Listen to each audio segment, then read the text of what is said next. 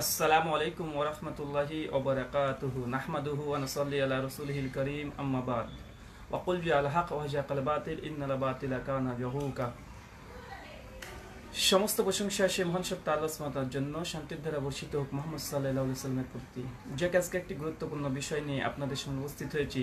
আপনারা ইতিমধ্যে দেখেছেন যে আমি আজকে লাইভের এই টাইটেলটা দিয়েছি যে মোল্লা নিজাম ভার্সেস শেখ মতিউর রহমান মাদানী।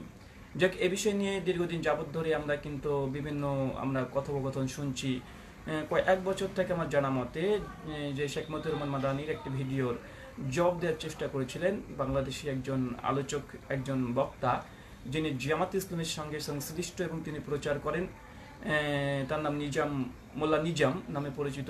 তিনি ফেসবুক প্রোফাইলও তার আছে। তিনি সরাসরি ভিডিও বক্তৃতা তিনি দেন, পাশাপাশি তিনি ফিল্ডেও কাজ করেন, আপনারা অনেকেই চেনেন। যাই হোক, আজকে যে বিষয়ে আমি আলোকপাত করার জন্য এসেছি সেই আলোচ্য বিষয় হচ্ছে কয়েকদিন আগে শেখ মতিউর রহমান মাদানী আবুল আলা মওদুদীর কিতাবপত্রের যেসব সালাফ বিরোধী কথা এবং আকিদা বিষয়গুলো আছে, বিশেষ করে আমাদের শেখ মতিউর রহমান মাদানী দাম্মামি, যিনি এখন দাম্মামে আছেন, আমাদের ভারতের মালদাতে তিনার বাড়ি, তিনি জন্মগ্রহণ ওখানেই করেছেন। ওখান থেকে তিনি শিক্ষা প্রতিষ্ঠানে পড়াশোনা করেছেন। পরবর্তী সময় তিনি মালদা ইউনিভার্সিটিতে পড়াশোনা করেছেন, যার কয়েক হাজার বক্তৃতা ইউটিউবে সোশ্যাল মিডিয়ার মাধ্যমে ভাইরাল হয়েছে। আপনারা সকলেই জানেন, তারকে চেনেন না বাংলা ভাষাভাষী মানুষ এমন সংখ্যক খুব কম মানুষ আছে যারা ধর্ম নিয়ে বিশেষ করে চর্চা করে। যে শেখ মতিউর রহমান মাদানীর অসংখ্য বক্তৃতা আছে, অনেক বাংলা ভাষাভাষী মানুষ উপকৃত হয়েছে, এটা সন্দেহ কোনো অবকাশ নেই। তো যে বিষয় নিয়ে আজকে আলোচনার জন্য উপস্থিত হয়েছি, যে মোল্লা নিজাম সাহেব, তিনি জামাত ইসলামের সঙ্গে সংশ্লিষ্ট, প্রথমে বলেছি, তিনি শেখ মতিউর রহমান মাদানীর একটা বক্তৃতার কিছু অংশকে নিয়ে তিনি পর্যালোচনা করার চেষ্টা করেছেন। তবে তিনি ইনসাফপূর্ণ আলোচনা করতে পারেননি, কেননা শেখ মতিউর রহমান মাদানী তিনি আবুল আলা মওদুদী রাহিমাহুল্লাহ তার যতগুলো কিতাবপত্র আছে তার দৃষ্টিকোণ থেকে যেগুলো মনে হয়েছে এগুলো সালাফ বিরোধী কথা এবং এই আকিদাগুলো সালাফ মানহাজ থেকে এটা দূরে সরে গেছে। বা সালাফ বলতে আমি কোনো আহলে হাদিস বা সালাফিদের কথা বলছি না, যে পূর্ববর্তী যারা উম্মতের মধ্যে শ্রেষ্ঠত্ব ব্যক্তিত্ব আছে, যারা সকলের ঐক্যমত আহলে সুন্নাহ ওয়াল জামাতের অন্তর্ভুক্ত, সেই সব উলেমাদের যে ব্যাখ্যার সঙ্গে আবুল আলা মওদুদীর কিছু সাংঘর্ষিক ব্যাখ্যা এবং আবুল আলা মওদুদীর ব্যাখ্যাটা একদম নিতান্তই ভুল। একটা কথা মনে রাখবেন, বিশ্বনবী মুহাম্মদ সাল্লাল্লাহু আলাইহি ওয়াসাল্লাম তিনি বলেছেন যে কুল্লু বানি আদম খাত্তাউন, প্রত্যেকটা আদম সন্তান ভুল করবে, এটা স্বাভাবিক। তো ভুল মানুষ করবে, এটা স্বাভাবিক, কিন্তু বর্তমান কিছু মানুষ এমনটি তাদের ধারণা বা তাদের কথোপকথনে মনে হচ্ছে যে না, আল্লামা মওদুদী তিনি কোনো ভুলই করতে পারেন না, এমন একটা বিষয়। আরে ভাই, ভুল যদি করেন, মানুষই তো ভুল করবে, এটা স্বাভাবিক। তো আবুল আলা মওদুদী যদি কোনো ভুল করে, অবশ্যই আপনার উচিত যে না, এখানে মওদুদী সাহেবের ভুল আছে, তো এখান থেকে আমরা দূরে থাকাটা আমাদের জন্য বাঞ্ছনীয়, এটা ঠিক আছে। কেননা মতিউর রহমান মাদানী তিনি এই বিষয়ে আলোচনা করতে গিয়ে তিনি বলেছেন যে এখানে আবুল আলা মওদুদীর কিছু ভুলের কথা বলছি সাধারণ মানুষকে সচেতন করার উদ্দেশ্যে। কেননা তার বইগুলো উর্দু ভাষা এবং বাংলা ভাষায় অ্যাভেলেবল আছে। মানুষ তার এই বইগুলো যেগুলো আকিদাগত বিভ্রান্তি আছে, এই বিভ্রান্তি যেন তারাও যে আক্রান্ত না হয়। আর আবুল আলা মওদুদীর যে কিছু ভুল সমস্যা আছে, এটা আপনারা অস্বীকার করেন কিভাবে? এটা তিনি তো মানুষ, তিনি ভুল হবে, এটা স্বাভাবিক। আর তার যে ভুলের পরিমাপগুলো, সেগুলো আপনি তাহাকিকে ইলমি আলোচনা করে জবাব দিতে পারেন, কিন্তু এগুলো না করে শুধুমাত্র কিছু রাগ মেটানো, কিছু ক্ষোভ মেটানোর উদ্দেশ্যে কিছু ভিডিও করছে, যারা সমাজে প্রতিষ্ঠিত আলেম, যাদের বক্তৃতা লক্ষাধিক মানুষ জনসম্মুখে শোনে, ইউটিউব সোশ্যাল মিডিয়াতে তো লক্ষাধিক মানুষ শোনেই। তো যাই হোক, আমরা আজকে মোল্লা নিজামের কয়েকটা যে তিনি পর্যালোচনা করেছিলেন শেখ মতিউর রহমান মাদানীর বক্তৃতাকে কেন্দ্র করে, তিনি এমনভাবে হাসি দিয়ে আলোচনা করেছেন যে হাসিটা তার অন্তর থেকে হাসি না, তা শেখ মতিউর রহমান মাদানীকে হাসির পাত্র বানানোর জন্য তিনি এই আলোচনাটি করেছেন। যাকে আমি কয়েকটা পয়েন্ট নিয়ে আলোচনা করব। তার 38 মিনিটের একটা আলোচনা আমি দেখলাম তিনি 12 মার্চ 2019-এ তিনি করেছেন। ওই আলোচনার মধ্যে থেকে কয়েকটি বিষয় শেখ মতিউর রহমান মাদানীর পক্ষে নয়, আমি মোল্লা নিজামের পক্ষেও আমি আছি না, নেই। আর আবুল আলা মওদুদীকে ডিফেন্ড করার জন্য বা তাকে হীন প্রতিপন্ন করার জন্য আমি এখানে আলোচনা করব না। আমি ইনসাফপূর্ণ কয়েকটা কথা বলবো। প্রথম কথা হচ্ছে, শেখ মতিউর রহমান মাদানী তিনি অসংখ্য বক্তৃতা দিয়েছেন, যেসব ব্যক্তিদের মধ্যে কিছু সমস্যা আছে তিনি তুলে ধরেছেন। এটা একটা অলঙ্ঘনীয় দায়িত্ব যে উম্মত যদি বিভ্রান্তি কোনো ব্যক্তির মাধ্যমে হয়, তার লেখনী অথবা তার বক্তৃতার মাধ্যমে সচেতন করা। আর এটা শেখ মতিউর রহমান মাদানী শুধু নিজে একা করে এমনটি নয়, বরং দেখেন বিভিন্ন জামাত ইসলামের যারা লিডার আছে তারা বক্তৃতার ফিল্ডে তারা বিভিন্ন আলেমের সমালোচনা করছে, বিভিন্ন বক্তার সমালোচনা করছে, বিভিন্ন লেখকের সমালোচনা করছে। স্বয়ং জামাত ইসলামের যারা আছে তারা বিভিন্ন আকীদাগত বিষয়ে যারা পীর তরিকার মধ্যে আছে তাদেরকে ডিফেন্ড করছে। ভাই তারাও তো ডিফেন্ড করছে একজনকে, যারা জামাত ইসলামী তারাও তো একজনকে ডিফেন্ড করছে, সে হোক পীর তরিকা বা অন্য কোনো তরিকা, তারা ডিফেন্ড করছে। তো যারা পীর তরিকার পথে আছে তারা ওটাকে বারহাক মনে করছে, কিন্তু তারা ডিফেন্ড করছে, তাদের সমালোচনা করছে জামাত ইসলামী। তো এখানে একনিষ্ঠ চিত্ত আপনি বলতে পারেন না যে কেউ কারো সমালোচনা করবে না বা জামাত ইসলামী কারো সমালোচনা করে না। ভাই কয়েক হাজার বক্তৃতা আছে যে আপনারা বিভিন্ন আলোচকের আপনারা সমালোচনা করেছেন। শেখ নিজাম নিজেই, তিনি নিজাম মোল্লা নিজাম তিনি নিজেই কিছুদিন আগে ওই বাংলাদেশের বক্তা একজন নোমাল কাসিমি, যিনি সূরা বাকারা 288 নম্বর আয়াত বা ডক্টর জাকির নাকে প্রতিবন্ধ করার চেষ্টা করেছিলেন, পাল্টা তিনি জবাব দিয়েছেন। তিনিও তো ওই ব্যক্তিকে অনেক নিচু কথা বলেছেন। নোমাল কাসিমির সঙ্গে আমার আকীদাগত অনেক মতপার্থক্য বিভ্রান্তি তার আছে, আমি জানি, আমি সেদিকে বিষয়টা নয়, কিন্তু মোল্লা নিজাম তিনিও তো একজনকে ডিফেন্ড করছে, একজনের বিরুদ্ধে কথা বলছে, পক্ষে না বিপক্ষে পরে কথা হচ্ছে এটা যে কেউ যদি ভুল করে তাকে সংশোধনের উদ্দেশ্যে কোনো কিছু কথা বলতে পারবো কি?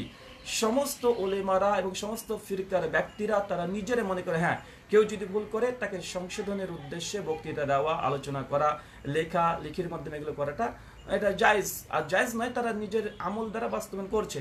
স্বয়ং মোল্লা নিজাম নিজে মতিউর রহমান মাদানির বক্তৃতার পাল্টা জবাব দিয়েছেন।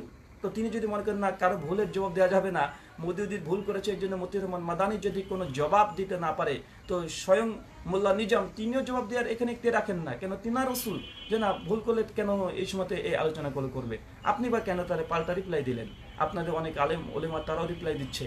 আমি ইনসাফপূর্ণ কথা বলছি যে প্রত্যেকটা মানুষ তাদের বিরুদ্ধে যারা আছে বা তার মতের বিপক্ষে যারা আছে তারা কিন্তু এই ভিডিওর মাধ্যমে জবাব, লেখনির মাধ্যমে জবাব বিভিন্ন জায়গাতে করছে। তো এটা নিয়ে আরেকজনকে হীন প্রতিপন্ন করা এটা কোনো মানুষের কাজ হতে পারে না। পয়েন্ট নাম্বার 1 আমি আলোচনা করবো এখন যে মোল্লা নিজামের বেশ কিছু গুটি কয়েক ভুল আছে, বেশ কিছু তিনি মিথ্যা আরোপ করেছেন, আর আলোচনাগুলো এমনভাবে করেছেন যে শিশু সুলভ একজন ব্যক্তি, তারা নাকি একটা দায়িত্বশীল গোটা দেশ চালাবে এরকম একটা পরিস্থিতি তারা তৈরি করতে চাইছে, কিন্তু তাদের আলোচনা একটা শিশু সুলভ আলোচনা। তাদের কিছু আলোচনা দেখলাম, আর এই আলোচনা 38 মিনিটের মধ্যে কোনো ইলমি আলোচনা নেই, কোরআন হাদিসের আলোকে কোনো আলোচনা নেই, শুধুমাত্র নিজের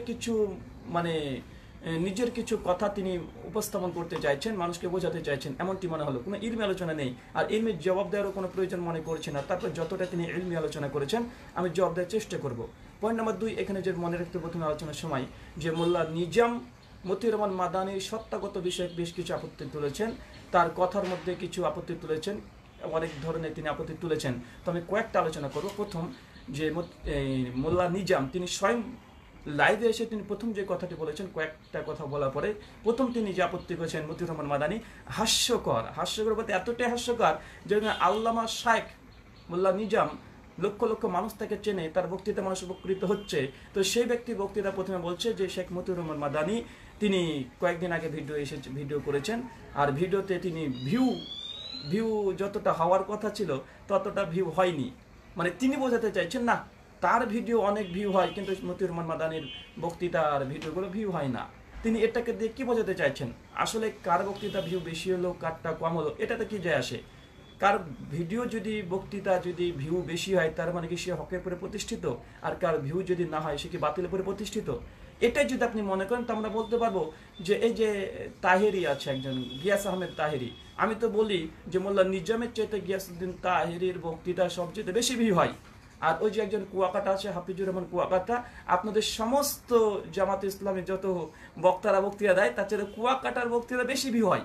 তো এই ভিউটা নিয়ে আপনার কথা বলে একজন আলেম মানুষ এটা হয় কিভাবে? আমি তো হাসছিলাম আপনার কথা শুনে যে ভিউ নিয়ে প্রথম কথা বলছে যে মতিউর রহমান মাদানির বক্তৃতা ভিউ হয় না। ভাই হাফিজুর রহমান কুয়াকাটা, তুফাজ্জল ভৈরবী আর এই গিয়াসউদ্দিন তাহেরি এজের যতগুলো ভিউ হয় আপনাদের সমস্ত জামাত ইসলামের বক্তাকে একত্রিত করলে ততটা ভিউ আপনাদের হয় না।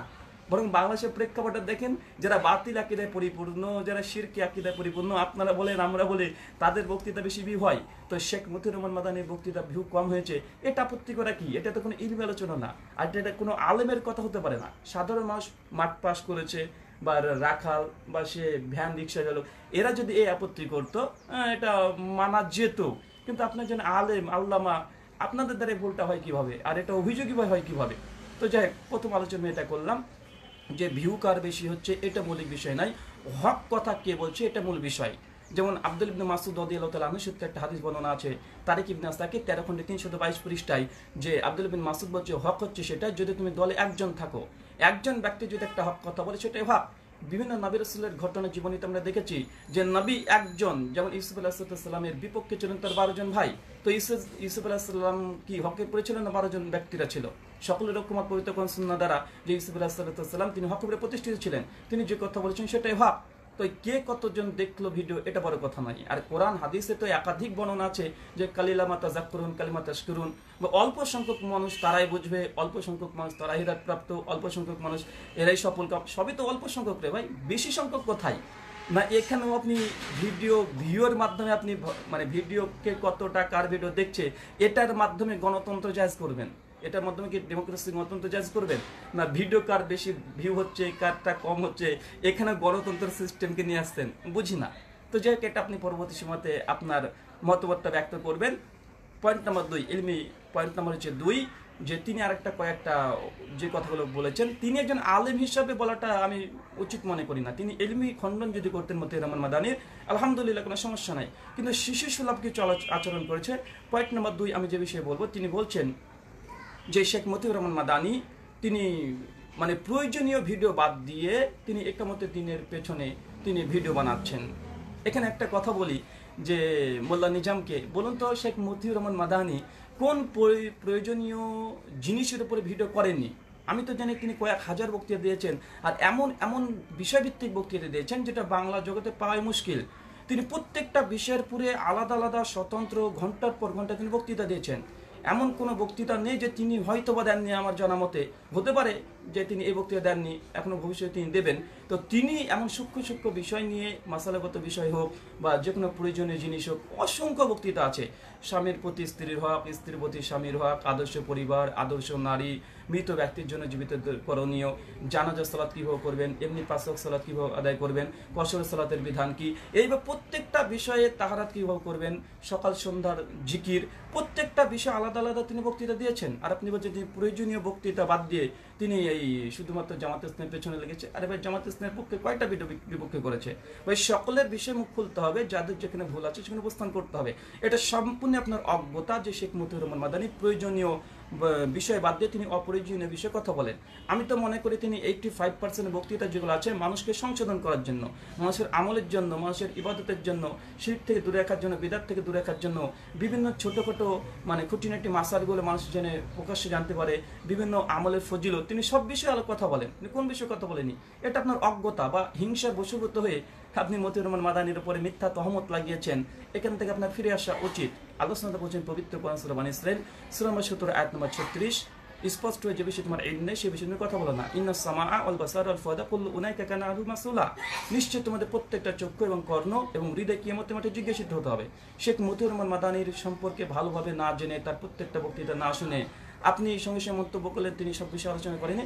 এটা আপনার অজ্ঞতা, অথবা জেনে না বোঝার ভান করে আপনি এই অভিযোগটা করেছেন।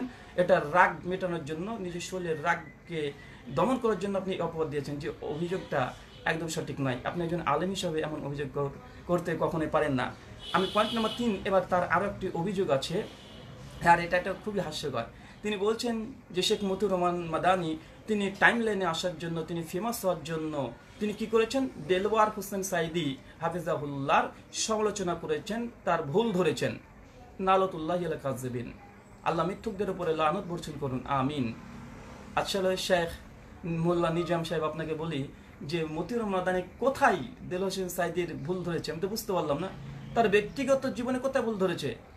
কখনো কি মতিউর রহমান মাদানি বলেছেন যে দেল হোসেন সাইদি তিনি রাজাকার ছিলেন, তিনি অমুককে জেনা করেছেন, ওর সঙ্গে ধর্ষণ করেছেন? যেমনভাবে আপনাদের বাংলাদেশের বেশ কিছু রাজনৈতিক মঞ্চের ব্যক্তিত্বরা তো অভিযোগ করেছে, এই ভুলগুলো ধরেছে। মতিউর রহমান মাদানি কি এমন কিছু করেছে? আমি তো তার বক্তৃতা শুনেছি, এমন কিছু পাই নাই। যদি পান আমাকে দেবেন, আমি দেখে সেটা একটা পর্যালোচনা আমি দেবো।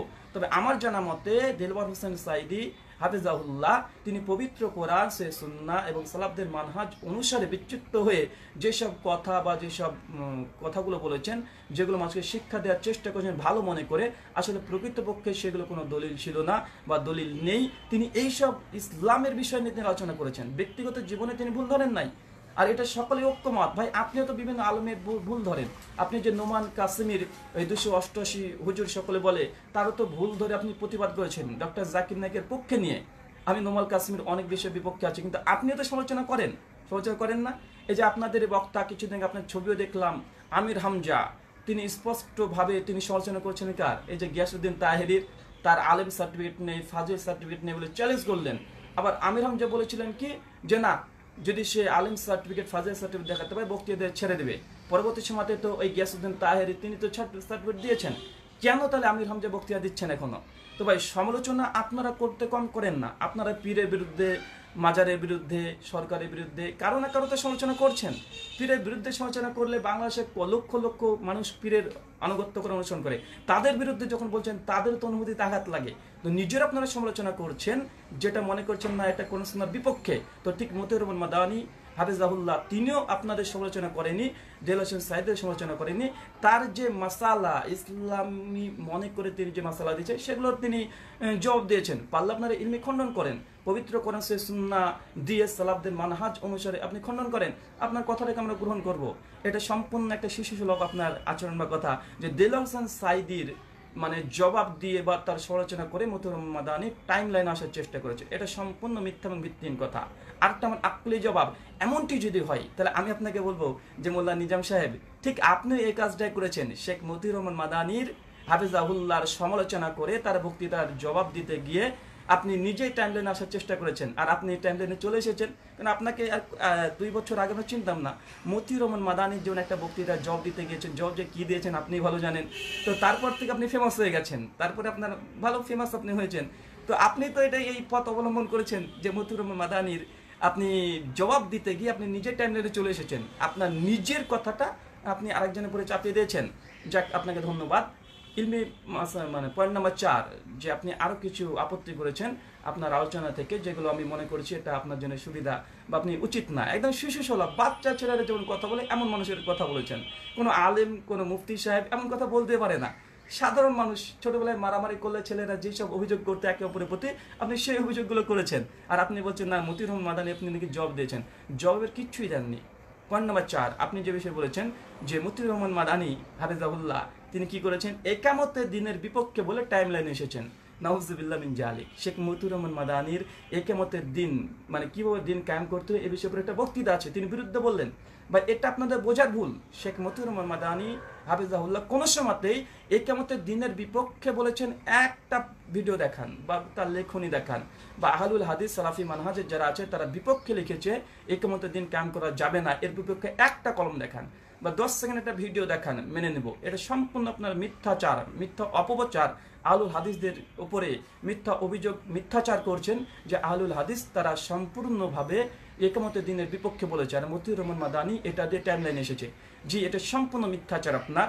আহলে হাদিসরা একামতের দিন কায়েম করতে হবে এই নিয়ে কোনো ইখতিলাফ করে না, বরং করাটা একটা ফরজ বিধান। কিন্তু আমরা যেটা বিরোধিতা করি সেটা ডেমোক্রেসির মাধ্যমে, গণতন্ত্রের মাধ্যমে আপনারা যে মতবাদে বিশ্বাসী সেটাকে আমরা বলি এটা উচিত নয়, এটা কোন সুন্নাহ দ্বারা প্রমাণিত নয়, এটা সালাফদের মানহাজ নয়, এটা কোন সুন্নাহর পথ নয়। আমরা আপনারা পদ্ধতি, যে পদ্ধতিতে দিন কায়েম করার চেষ্টা করছেন সেটাকে বলি শরীয়তসম্মত নয়, দিন কায়েমকে নয়। এটা সম্পূর্ণ মিথ্যাচার বা জেনে বুঝে না জেনে ভান করছেন, মানুষকে বিভ্রান্ত করার চেষ্টা করছেন। যাই হোক, গণতন্ত্রের মাধ্যমে কি দিন কায়েম করা সম্ভব, এটাকে সালাফদের মানহাজ পবিত্র কোরআন সুন্নাহর আলোকে ইনশাআল্লাহ একদিন আলোচনা করব। আজকে শুধুমাত্র আপনার এই কয়েকটা বিষয় আমি আলোচনা করছি। পয়েন্ট নাম্বার 5, যেখানে আপনি আরো কয়েকটা মিথ্যাচার করেছেন বা অপবাদ দিয়েছেন। আপনি যেটা বলেছেন মওদুদী রাহিমাহুল্লাহ এমন কোনো ভুল করেনি যার দরুন সে জাহান্নামে যাবে, বা তার ভুলের কারণে কেউ যদি অনুসরণ করে সে জাহান্নামে যাবে। বা আমরা কখন বলেছি যে মওদুদী তিনি কাফের হয়ে গেছেন, তিনি মুরতাদ হয়ে গেছেন, তাকে হত্যা করা ফরজ, মানে তাকে তার জন্য আমরা কখন এই শব্দ ব্যবহার করেছি? আর আমরা তো ব্যবহার করিনি। যে বিষয়টা ব্যবহার করিনি সেটা কেন অভিযোগ করা হচ্ছে? যেটা ব্যবহার আমরা করি না কেন ব্যবহার করা হচ্ছে আমাদের প্রতি? এখন আপনি বলেন যে সে যদি কুফরিমূলক কোনো কথাই না বলে, জাহান্নামে যার কোনো কথাই না বলে, তাহলে তার বিরোধিতা আমাদেরকে কেন করতে হবে? ঠিক এই কথাটা আমরা পাল্টা আপনাকে বলবো যে আপনি ওলেমায়ে দেওবন্দের কওমি মাদ্রাসার বিপক্ষে কথা বলেন, আপনি বেরেলভীদের বিপক্ষে কথা বলেন, পীরদের তরিকার বিরুদ্ধে কথা বলেন, এবার আপনি দেখান যে তারা ওই সমস্ত কাজ করার জন্য কাফির হয়ে গেছে, তারা কি জাহান্নামী? যদি ফতোয়া দেন, ফতোয়া দিয়ে সমালোচনা করেন, ঠিক আছে, কিন্তু আপনারা ফতোয়া দেন না, সমালোচনা করেন।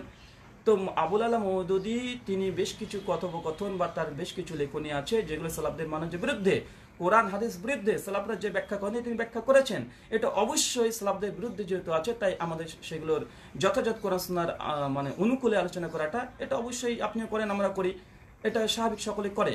তো এখানে কেন আপনার অভিযোগ যে আবুল আলা মওদুদীর মানে বিশেষ করে এমন কোনো ফতোয়া নেই, এমন কোনো কথা নেই যার দরুন মানুষ পথভ্রষ্ট গোমরা হবে, আপনার এই অভিযোগ? ভাই, এমন তো সমস্ত ইসলামী দলের যারা আছে তারা সকলে দাবি করতে পারে আমাদের কোন কথাটা আছে যেটা কুফরি, আমাদের কোন কথাটা আছে যার দরুন মানুষ জাহান্নামে যাবে। আরে পীরের লোকেরাও তো বলে এটা করে জান্নাতে যাবে। তো আপনার কাছে মনে হচ্ছে না আবুল আলা মওদুদীর এই কথাগুলো সঠিক, আর মতিউর রহমান মাদানী যেহেতু তার বিরুদ্ধে বলেছে আপনি মনে করছেন তাই ভুল? ভাই, জাহান্নামে যাবে কি যাবে না এটা মূল কথা নাই, ইসলামের বিষয়ে তিনি ভুল করেছেন, ইসলামের সিদ্ধান্ত দিতে গিয়ে তিনি ভুল করেছেন, এটা শেখ মতিউর রহমান মাদানী তিনি ধরে দিয়েছেন। আকীদাগত বেশ কিছু ত্রুটি আছে, আর আমরা এটা মনে করি না আপনার আমির হামজা বন্ধুর মতো যে কোনো ব্যক্তি একটা কাবিরা গুনাহ করলে সে যে জাহান্নামে চলে যায় আর ফিরে আসবে না। আমরা বলি যে ভাই, কাবিরা গুনাহ করলে তওবা করলে ক্ষমা পেয়ে যাবে, আল্লাহ সুবহানাহু ওয়া তাআলা ক্ষমা করে দিবেন। আকীদাগত বিভ্রান্তি যদি হয় আল্লাহ সুবহানাহু ওয়া তাআলা চাইলে তাকে ক্ষমা করে দিতে পারে, কিন্তু জানা বোঝার পরেও একজন ভুল করেছে তার ভুলে পুরো প্রতিষ্ঠিত থাকা এটা কেমন? এটা মুসলিমদের আকীদা হতে পারে না। তো আবুল আলা মওদুদীর কোনো শিক্ষার কারণে একজন মানুষ জাহান্নামে যাবে এই জন্য আমরা বলি না। কেন? কারো যদি গুনাহ কাবিরা করে, কেউ যদি আকীদাগত ত্রুটি বিচ্যুতি হয়, আল্লাহ যে তাকে এই কারণে একদম জাহান্নামে দিয়ে দিবে, বিশেষ করে এইসব মানে যেসব বিষয় তিনি আলোচনা করেছেন জাহান্নামে দিয়ে যাবেন, এরকম আমরা বিশ্বাস করি না বলে আমরা ফতোয়া দিই নাই যে আবুল আলা মওদুদীর কারণেই অনেক মানুষ জাহান্নামে যাবে। তো এটা আপনার সম্পূর্ণ অজ্ঞতা, আকীদা সম্পর্কে না জানার একটা, বা আহলুল হাদিসদের আকীদা তাদের মানহাজ সম্পর্কে না জানার কারণে আপনি অজ্ঞতা করেছেন। পয়েন্ট নম্বর 6, আপনি একটা কথা বলছেন আরও শিশু সুলভ, মানে বিষয়গুলো যখন বক্তৃতা শুনছিলাম খুব হাসি পাচ্ছিল। আপনি বলছেন শেখ মতিউর মাদানী এসি ঘরে বসে বসে তিনি ভিডিও বানান, আর তিনি লক্ষ লক্ষ মানুষের সামনে, বেদাতীদের সামনে তাকে বক্তৃতা দিতে হয়, মানে তিনি বোঝাচ্ছেন যে অনেক কষ্ট করে তিনি বক্তৃতা দেন। আর শেখ মতিউর রহমান মাদানী এসি ঘরে ঠান্ডা ঘরে বসে বসে তিনি বক্তৃতা দিচ্ছেন। তো কষ্ট কে করছে? কষ্ট কে করছে না? বা শেখ মতিউর রহমান মাদানী তিনি এসি ঘরে বক্তৃতা দেন, আপনি কি এসি ঘরে বক্তৃতা দেন না? আপনিও দেন। আর শেখ মতিউর রহমান মাদানী হাফিজাহুল্লাহ তিনি কি বক্তৃতা ফুললে বক্তৃতা দেননি? যে আমাদের এখানে কিছুদিন আগে, মাত্র 6 মাস আগে, তিনি আমাদের বিহারের তিনি কিশনগঞ্জে IRC ইসলামিক ফাউন্ডেশনের পক্ষ থেকে যে একটা আলোচনা সভা হয়েছিল, তিনি ওখানে খোলা মাঠেও তিনি বক্তৃতা দিয়েছেন। তিনি যখন আমাদের ইন্ডিয়াতে আসেন তিনি তখনই বক্তৃতা দেন, বিভিন্ন সম্মেলনে যান, তিনি খোলা মাঠে তিনি আলোচনা রাখেন। তবে হ্যাঁ, আপনার মতো আলোচনা রাখেন না, আপনি প্রচুর পরিমাণে রাখেন। কেন আপনি মনে করছেন যে না এই ময়দানে আপনি কাজ করবেন, আপনি করেন। শেখ মতিউর মাদানী তিনি স্টেজে তিনি বক্তৃতা দেন এবং স্টেডিয়ামের মধ্যে তিনি বক্তৃতা দেন। বিভিন্ন দাওয়াতি সেন্টারে তিনি এমনি চলে যান, যেমন কিছুদিন পরে দুবাইয়ে যাবেন, খোলা মাঠে তিনি প্রোগ্রাম করবেন। আর এটা বড় কথা নয় যে কে এসি ঘরে বক্তৃতা দিচ্ছে, কে খোলা ফিল্ডে বক্তৃতা দিচ্ছে। কথা হচ্ছে এটা যে কেউ হক বলছে। ভাই, এটা যদি দলিল হয় যে তিনি এসি ঘরে কথা বলেন, খুব আরামে বক্তৃতা বলেন, তার জন্য তার মুখ দিয়ে হক বেরাবে না, অন্য কিছু বেরাবে। তো ভাই, এই যে আপনাদের চরমনা পীর সাহেবের বিভিন্ন পীররা আছে, উজানি পীর, তারা গাছে পরে উঠে যায়, দেখেন না বক্তৃতা দিতে যায়, তারাও তো ফিল্ডে কাজ করছে। হক মনে করবেন মানেন? এনাতুল্লাহ আব্বাসী ও তো স্টেজ প্রোগ্রাম করে বেড়াচ্ছে, তাকে হক মানেন? তো ফিল্ডে কাজ করলে সে হক বলতে পারবে, ঘরের মধ্যে কাজ করলে সে হক বলতে পারবে না। এই উসুলটা কোথায় পেলেন? এটা তুমি বুঝলাম না, এই উসুল কোথায় পেলেন? পয়েন্ট নাম্বার এখানে 7, আরেকটা আপনি কথা বলেছেন যে বিশেষ করে এটা আপনাদের তরফ থেকে অভিযোগ আসে যে শেখ মতিউর মাদানী বা সৌদিতে যারা মাদানী আছে তারা সৌদি টাকা খায়, তারা বেতন পায়, এই জন্য তারা হক কথা বলতে চায় না, আপনারা হক বলেন। তো সৌদির টাকা খায়। বা একটা ভালোভাবে দেখেন যে সৌদি আরবে শেখ মতিউর রহমান মাদানী, হ্যাঁ, তিনি একটা বেতন পান, যেহেতু তিনি একটা দাওয়াতি সেন্টারে কাজ করেন, 24টা ঘন্টা তিনি এখানে দিয়ে দিয়েছেন। এই জন্য তাকে সরকারি পক্ষ থেকে, ইসলামী দাওয়াতের পক্ষ থেকে টাকা দেওয়া হয়। কত হতে হয়? 60,000 বা 70,000 বা 80,000। এবার শেখ মতিউর মাদানী হাফিজাহুল্লাহকে 60,000, 70,000, 80,000 টাকা দিয়ে তার 24টা ঘন্টা সে কিনে নিয়েছে। সে পবিত্র কোরআন সহিহ সুন্নাহর অনুবাদ করবে, পবিত্র সহিহ সুন্নাহ তিনি মানুষের সামনে বক্তৃতা দেবে, যখন যেখানে ইচ্ছে সেখানে যেতে হবে, বিভিন্ন কাজ তাকে করে নিচ্ছে। তো এটাই যদি আপনার সমস্যা হয়, আর তিনি এসি ঘরে থাকে, এটা যদি আপনার খুব যদি ব্যথা হয়, আরে বাবা এসি ঘরে শেখ মতিউর মাদানী। আমি তো দেখেছি জামাত ইসলাম শুধু নয়, যারা দাওয়াতি ফিল্ডে কাজ করছে তাদের প্রত্যেককে অধিকাংশ ক্ষেত্রে দেখছি তারা যখন প্রোগ্রামের জন্য যাচ্ছে এসি ঘরে করে, এসি গাড়িতে করে যাচ্ছে। তো মতিউর মাদানী তিনি এসি ঘরে 1 ঘন্টা বক্তৃতা দেওয়ার জন্য যদি এত সমালোচনা হয়, আপনি যখন 10 ঘন্টা সফর করছেন, এসি গাড়িতে সফর করছেন, আসছেন, এসি গাড়িতে আসছেন, বক্তৃতা দিচ্ছেন, বক্তৃতা শেষে মোটা অঙ্কের 20, 25, 30, 40, 50, 60 কে কত পাচ্ছে, একটা নির্দিষ্ট টাকা পাচ্ছে। চিন্তা করে দেখেন যে একজন সাধারণ দাওয়াতি যারা কাজ করছে, একটা প্রোগ্রাম করে 30,000 টাকা, 20,000, 25,000 একটা ইনকাম করছে। এটা যদি এক মাসে 30টা প্রোগ্রাম করে কমপক্ষে 10 লক্ষ টাকা ইনকাম করছে। ধরেন 10 লক্ষ বাদ দেন, 5 লক্ষ টাকা ইনকাম করছে একজন ব্যক্তি। 5 লক্ষ টাকা ইনকাম করছে এক মাসে। আর শেখ মতিউর মাদানী তিনি তার পরিবার ছেড়ে দিয়ে, সমস্ত কিছু ছেড়ে দিয়ে বছরের পর বছর তিনি বসে আছেন কোথায়? সৌদি আরবে, মাত্র 50,000, 60,000। আর এই কথা আপনি ভালো করে জেনে রাখেন, শেখ মতিউর রহমান মাদানী যদি ওই চাকরিটা ছেড়ে দিয়ে ফিল্ডে যদি কাজ করবেন, তো অন্তত কিছু পাক আর না পাক টাকা পয়সা প্রচুর ইনকাম করতে পারবেন। তার বক্তৃতা অনেক মানুষ শোনে, মানুষ শুনতে আসবে, টাকা অনেক উপার্জন করবে। তিনি এইসব টাকাগুলোকে তোয়াক্কা না করে তিনি একটি নির্দিষ্ট বিষয়ের উপর আলোচনা করছেন, মাত্র 50-60 হাজার টাকা। কিন্তু এখন তো বক্তারা বক্তৃতা দিলে তো 50, 60, 70, 80, 1 লাখ তাকে জাহাজ হেলিকপ্টারে করে চড়ে নিয়ে আসছে হচ্ছে। তো এই যে টাকা পাচ্ছে, আর এসি ঘরে আপনিও থাকেন, আপনি এসি গাড়িতে চড়েন, আপনি বাড়িটা এসি করেছেন, অধিকাংশ আপনি না করতে পারেন, অন্য কেউ করছে তো কিনা করছে। তা এটা একটা সম্পূর্ণ অজ্ঞতা। এটা কিসের জন্য যে আপনারা এমন অভিযোগ করেন একজন আলেম হওয়া সত্ত্বেও, আমার বুঝে আসে না। পয়েন্ট নাম্বার 3, আরেকটা কথা, যে মোল্লা নিজাম সাহেব তিনি কি বলেছেন, যে এখানে আমার হাসিও পাচ্ছে। তিনি এই কথা বলার পরে বলছেন যে আবুল আলা মওদুদী রাহিমাহুল্লাহ তিনি এইসব ভুল করেছে। আচ্ছা, ভুলই করেছে বা এই ব্যাখ্যা করেছে, কিয়ামতের দিন অর্থ এই করেছে, তো কি এমন মহাভারত অশুদ্ধ হয়ে গেল? তিনি বলছেন মহাভারত অশুদ্ধ হয়ে গেল। আমার প্রশ্ন, আসলে মহাভারত কি শুদ্ধ? মহাভারত কি শুদ্ধ? এই কথা বলা মানে কি? আর একবার নয়, স্লিপ অফ টাং হলে একবার বলতে পারেন। আপনি এই আলোচনা 30 মিনিটের মধ্যে 5 থেকে 6 বার বলেছেন মহাভারত কি অশুদ্ধ হয়ে গেল, মহাভারত কি অশুদ্ধ হয়ে গেল। আসলে মোল্লা নিজাম সাহেব, মহাভারত কি শুদ্ধ? আর আপনারা বলছেন আপনারা শরিয়া আইন জারি করবেন। তো আপনি কোরআন ও হাদিসের দৃষ্টিকোণ থেকে আপনি এই ফতোয়া, এই মাসালা দেন যে মহাভারত যে বিশুদ্ধ, মহাভারতকে অশুদ্ধ হয়ে গেলে কথাটা কি কোরআন সুন্নাহ বা শরীয়তের দৃষ্টিকোণ থেকে একামতের দিন কায়েম করবেন, এই শরীয়তের মানদণ্ডে কথাটা কি শুদ্ধ? আর এটা সাধারণ আমজনতা বলতে পারে। আপনার মতো আলেম যিনি একামতের দিনের জন্য লড়াই করছেন, অনেক কিছু করছেন, আপনার মুখ দিয়ে কথা একবার নয় 5-6 বার কিভাবে বের হয় মাত্র 38 মিনিটে? এটা আপনাকে বলবো যে এটা আপনি মানে সঠিক বলেন নাই। এটা সম্পর্কে আপনার হয়তো জানা নেই এই আকীদা জিনিসটা কি। তো এটা আপনি পরিবর্তন করবেন। আপনাকে দাওয়াতে ইসলাহ এই কথাটার জন্য আপনাকে বলে দাওয়াতে ইসলাহ, আপনি ইসলাহ হবেন এই কথাটা কখনো বলবেন না। এটা কোনো মুসলিম এভাবে বলতে পারে না। আর একবার না 5-6 বার আপনি বলেছেন। যাই হোক, পয়েন্ট নাম্বার 9, আমরা যে বিষয়ে বলছিলাম, যে তিনি একটা অভিযোগ করেছেন মতিউর রহমান মাদানী, যে মতিউর রহমান মাদানী সমস্ত আবুল আলা মওদুদীর বই না পড়ে তিনি কিছু দাগানো অংশ পড়ে তিনি বক্তৃতা দিয়েছেন, ভুল ধরে নিয়েছেন, আগে পরে কিছু পড়ে নাই। এখানে আমি একটা কথা বলবো, যে আপনি কি আবুল আলা মওদুদীর সমস্ত বই পড়েছেন? যে পড়েননি, যেহেতু আপনি পড়েননি, আপনি ডিফেন্ড করতে কেন এসেছেন? আবুল আলা মওদুদী ঠিক কথা বলেছে, এটা আপনি কেন বলতে এসেছেন? এমনকি আবুল আলা মওদুদীর সমস্ত বই পড়া তো দূরের কথা, আমি তো মনে করছি যে আবুল আলা মওদুদীর সমস্ত বইয়ের নামই আপনি জানেন না। কেন? আপনার বক্তৃতার মধ্যে প্রমাণ। পয়েন্ট নাম্বার 10, আপনি নিজে বলেছেন যে মতিউর মাদানীর উর্দু যেটা পড়ে তাফিমাত, আর আমাদের তাফিমুল কোরআন, এটা এক নামে জানি না। আরে ভাই, দুটো আলাদা বই, কোথায় তাফিমাত আর কোথায় তাফিমুল কোরআন? একটা তাফসির, একটা আলাদা গ্রন্থ। আপনি নিজে আবুল আলা মওদুদীর বইয়ের নামই জানেন না, তো আপনি কেন আবুল আলা মওদুদীর যে ভুল করেন এটা প্রতিবাদ করতে এসেছেন, জবাব দিতে এসেছেন, ডিফেন্ড করতে আসছেন? আপনি নিজে তো তার বইয়ের নাম জানেন না। তো আরেকটা কথা মনে রাখবেন, যে শেখ মতিউর রহমান মাদানী যে কথাগুলো বলেছে প্রত্যেকটা স্ক্রিনশট আছে।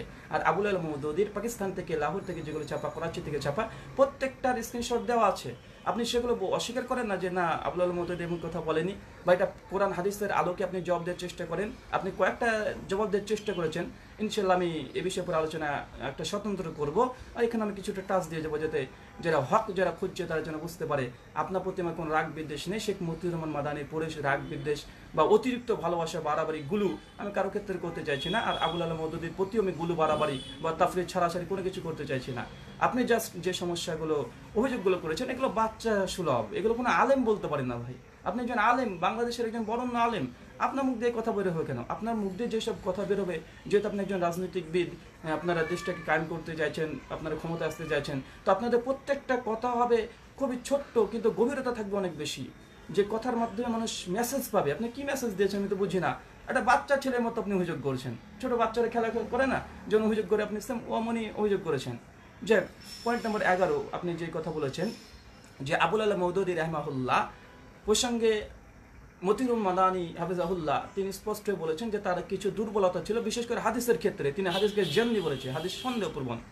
তো ভাই আপনি বলছেন খন্দকার আব্দুল্লাহ জাহাঙ্গীর রাহিমাহুল্লাহর বইপত্র থেকে আপনি দলিল দিয়েছেন একটা হাদিসের নামে জালিয়াতি, যে অনেক ক্ষেত্রে বিবেক দিয়েও হাদিসকে সনদ সহিহ সহিহ বা মতন টেক্সটকে যে বলা হয়, বা এটা আপনার জানা নেই যে হাদিসের একটা অধ্যায় আছে, মানে একটা উসুলে হাদিস যারা পড়েছে তারা জানেন যে হাদিসের প্রথম অংশকে সনদ বলে, দ্বিতীয় অংশকে মতন বলে। আর মতনের কারণে অনেক ক্ষেত্রে হাদিস জয়ীফ থাকে, সনদ সহিহ হলে হাদিস জয়ীফ হয়ে যায়, যেটাকে বলে হাদিসের মতনের সাজ অংশ। কোনো গ্রহণযোগ্য শিক্ষা রাবির চাইতে যে দুর্বল কোনো শিক্ষা রাবিও যদি হাদিস বর্ণনা করে সেটাকে বলে সাজ, সেক্ষেত্রে হাদিসটা মারদুদ প্রত্যাখ্যাত হয়। তো আমরা কখনো বলি না যে হাদিস মতনের কারণে হাদিস জয়ীফ হয় না, হয়। তো আবুল আলা মওদুদী তিনি কি এই মানহাজ গ্রহণ করেছেন, সালাফদের মানহাজ এটা? আর খন্দকার আব্দুল জাহাঙ্গীর এটা বলেছেন যে কোরআনের আয়াত হাদিস সহি হাদিস থাকলো, এরপরে বিবেককে প্রাধান্য দিয়ে কোনো কোনো ক্ষেত্রে হাদিসকে যে বলা যায়। তো কেন? এটা কোরআন হাদিস, শুধু কোরআন হাদিস সংশ্লিষ্ট নয়, এগুলো সনদ এবং মতনের পরে কালাম হয়, এটাকে বলা হয় সাজ, হাদিসের সাজ। সনদের সাজ হতে পারে, মতনের সাজ হতে পারে। আপনার যে কোনো ইসলাহ হাদিস পড়লে আপনি খুব সহজে বুঝতে পারবেন। তো কথা হচ্ছে এটা যে আবুল আলা মওদুদী তিনি কি এমন নির্ভর করতেন? জি না, তিনি এমন নির্ভর করতেন না। তার জ্বলন্ত প্রমাণ যে হাদিসের মতনকে সাজ, তিনি মূলত বলতে চাইতেন হাদিসের সনদ যা হোক, মতনটা সঙ্গে যদি আক্কেলের বিরুদ্ধে চলে যায় তো আক্কেলটাই যথার্থ, হাদিসটা বাতিল। তার জ্বলন্ত প্রমাণ আপনি সেই বিশেষ করে আপনি সূরা সফ খুলেন, আয়াত নাম্বার 35-এর সুলাইমান আলাইহিস সালাম দোয়া করার ঘটনা আছে। আর এই হাদিস সহিহ বুখারী হাদিস নাম্বার 3424-এ বর্ণনা আছে যে সুলাইমান আলাইহিস সালাম তিনি একদিন দোয়া করেছেন আল্লাহর কাছে যে আল্লাহ আমি 100 স্ত্রীর কাছে আমি গমন করব, যতজন সন্তান হবে মুজাহিদ বানাবে। তো আবুল আলা মওদুদী রদ করেছে কি ভাই? সহিহ বুখারীর হাদিস, এখানে কালাম করা মতনকে কালাম করে সহিহ বুখারীর হাদিসকে বাদ দিয়ে দিবেন, এটা তো হতেই পারে না। সহিহ বুখারীর হাদিসের মতনের উপরে কালাম করে সাজ বলে বা বিবেকের বিরুদ্ধে চলে যাচ্ছে তার জন্য বাদ দিবেন, এটা তো হতেই পারে না, উম্মতে ইজমার খিলাফ। কেননা আবুল আলা মওদুদী এই কাজটাই করেছেন। তাফসীরে তাফহিমুল কোরআন দেখেন, সূরা সফের 35 নম্বর আয়াতের ব্যাখ্যা করতে গিয়ে তিনি এটাই করেছেন যে 100 জন স্ত্রীর কাছে যাবে, এটা আক্কেলের বিরুদ্ধে। তো তিনি সহিহ হাদিসকে উম্মতের যে একমত ঐক্যমত করেছেন যে সহিহ বুখারীর হাদিস সহিহ, তারপরে আবুল আলা মওদুদী নিজের বিবেককে প্রাধান্য দিয়েছে, না এখানে উসুল কোনো নির্ধারণ করেছে, নিজের বিবেককে উসুল বানিয়েছে, নিজের বিবেককে শুধুমাত্র উসুল বানিয়েছে, বুখারীর মতো হাদিসকে বাদ দিয়ে দিয়েছে। তো এমন ধরনের অনেক আপনাকে কথা বলতে